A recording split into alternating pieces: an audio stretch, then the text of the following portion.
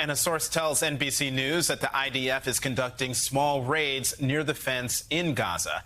And this comes after the IDF gave residents of Gaza until 9 a.m. Eastern to make safe passage from the north to southern Gaza. Joining us again, NBC News foreign correspondent Kelly Kobaiea reporting on the ground in Jerusalem. Kelly, what's the latest on the ground? Yeah, so Gazans are still trying to make their way south, trying to take advantage of that lull, that safe passage allowed via two routes from the north of Gaza into the southern part of the Strip. Israeli Defense Forces saying that those two routes will be clear for civilians until that 9 a.m. Eastern time deadline, so a couple more hours now.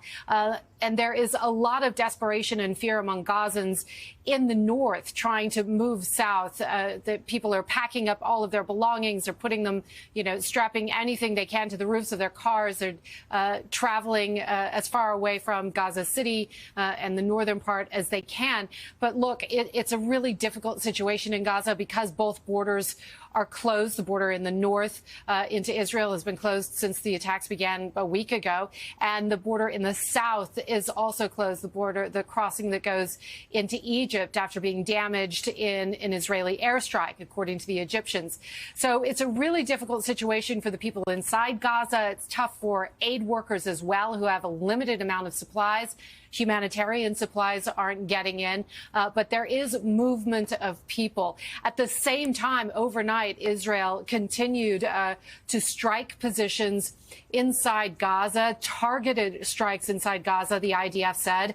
They said that they managed to kill two senior Hamas military leaders in those strikes. And they're also carrying out ground operations.